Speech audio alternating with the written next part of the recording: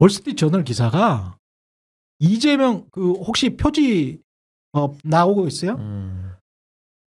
대통령처럼 나와버렸어. 오.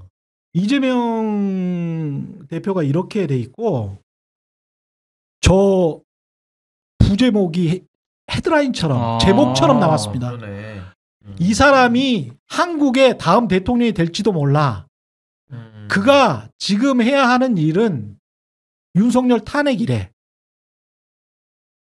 월스트리트 저널도 미국에서는 굉장히 보수적인데. 미국 보수 우파 잡지입니다. 네.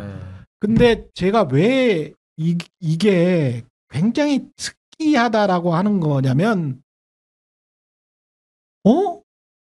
지난번에 CNN에서 보신 분은 보셨겠습니다만, 우리 안기령 씨 있잖아요. 네. 뉴스공장에 나오는 네. 안기령 대변인을 인터뷰를 해갔어요. 그때 당시 상황이 어땠냐 하면서 거의 스팟처럼 굉장히 자주 나왔어. 4일, 5일 날에 굉장히 자주 나왔어요. CNN 보신 분들은 아실 거고. 그 인터뷰가 자주 예? 아니요, CNN이에요. 예, CNN에도 나왔어요. CNN 기자 맞아요. 제가 아는 기자예요. 예, BBC도 인터뷰 나왔습니다. BBC도 봤어요. BBC도 인터뷰 많이 했어요. 예. 그런데 월스트리트 저널은 미국 보수 우파 경제지고요. 트럼프를 음으로 양으로 지원해준 매체예요. 네.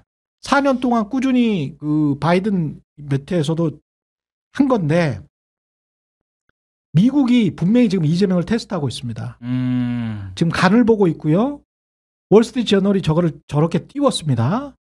그리고 너 대통령 될 것 같은데 라는 미국의 사인입니다. 이거 굉장히 중요합니다.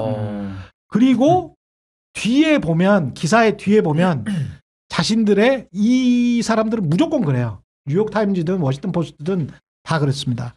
자신들의 국익 외교와 관련된 부분을 꼭 물어봅니다. 꼭 물어봅니다. 기사를 잠깐 소개해 드릴게요. 그 최근에 계엄령부터 나왔습니다. 첫 문장이 어떻게 되냐면, 한국의 야당 대표 이재명은 40여 년 전, 저기죠? 그 광주. 네. 쿠데타와 군사 독재 정권이 광주에서 민주주의 시위대를 향해 총격을 가해 많은 사람을 죽인 광주 항쟁을 계기로 정치에 뛰어들었다고 말했습니다. 이게 첫 문장이에요. 이게 첫 문장이고, 지난주에 윤석열 대통령이 계엄령을 선포하려 한 그 단기적 시도로 인해서 윤석열 대통령은 탄핵 위기에 처했지만 이재명 대표는 국가 최고의 직책을 차지할 그런 때를 잡은 것 같다. 라는 게 월스트리트 저널의 그 다음 문장이 되겠습니다. 그리고 그러면서 뭐라고 이야기하냐면, 이 사람을 평가를 하냐면, 59세의 노동권 전문 변호사, 한국의 헌법 질서에 위협이 되는 윤석열을 축출하기로 결심했다고 말했다. 이게 그 리딩 문장이 되는 거고, 정상적인 민주주의를 회복해야 된다라고 이야기를 하고 있고요. 그러면서 너 좌파라며? 라고 하면서 버니 샌더스 이야기를 합니다. 그리고 이제 요 버니 샌더스 전에 한국의 그 양극화된 정치 진영 있지 않습니까? 네. 이거 조선일보식으로 쫙 이야기를 해요. 뭐 양극화된 정치 진영, 그 다음에 대통령 되려고 이렇게 계속 하다가 찔린 적 있잖아요. 칼에 찔린 적. 그 이야기하고, 그러면서 우파와 좌파의 긴장관계가 굉장히 높다. 그리고 지금 한 5건의 재판을 받고 있다. 유죄 판결이 되면 공직에 10년 동안 출마할 수 없다. 이런 걸 쭉 이야기를 하고, 그 다음에 한국 언론에서는 잘 이야기를 하지 않는 거를 또 이야기를 합니다. 이재명은 1980년 5월 서울의 교회에서, 성남이죠, 15세 공장 노동자로 가족을 부양하기 위해 학교를 그만두었던 시기를 떠올렸다.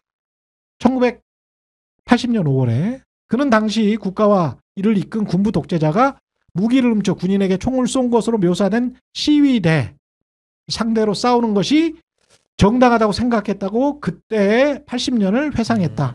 앞에 광주 때문에 나는 정치했다라고 했죠. 그러면서 2년 후에 중앙대에 특별고사로 합격한 것, 전액장학금을 받고 가서 광주에 대해서 진실을 알게 된 것, 그런 이야기를 쭉 하면서 자기가 왜 이렇게 됐는지를 이야기를 쭉 합니다. 이 사람의 인생이 쭉 나와요. 그리고 나는 현실주의자다라는 챕터가 있습니다. 예. 거기에 버니 샌더스가 나옵니다. 너 버니 샌더스라고 불렸잖아 라고 하니 그는 그 비교를 피하지 않았다. 그러면서 야, 어떤 사람은 나는 한국의 트럼프래. 양극단의 평가죠. 그렇죠. 미국 입장에서는 버니 샌더스와 트럼프면 양극단의 평가입니다. 그런데 나는 현실주의자야 라고 이야기를 하고 있고요. 그거를 그냥 그대로 써줍니다. 하지만 월스트리트저널과 미국이 확인하고 싶었던 거는 끝부분에 있습니다. 우크라이나 전쟁 관련해서 물어보고요. 그게 아니지, 이거는 지원에는 신중해야지라는 트럼프의 지금 스탠스잖아요. 그렇죠. 우크라이나 전쟁을 그렇죠. 끝내려고 하는 그거 물어보고요. 그다음에 북한 관계 물어보고요. 이런 것들을 쭉 물어본 다음에 중국 관계 물어보고 중국과의 긴장을 좀 완화시켜야 된다라는 이재명의 의견을 전달을 하고 그리고 미국과의 관계를 상상케 합니다. 이게 미국 기사들의 전형적인 패턴이에요. 예. 말미에 자기들의 국익과 관련된 이야기를 꼭 하고 마지막에 본인들의 클로징을 비유적으로 하거든요.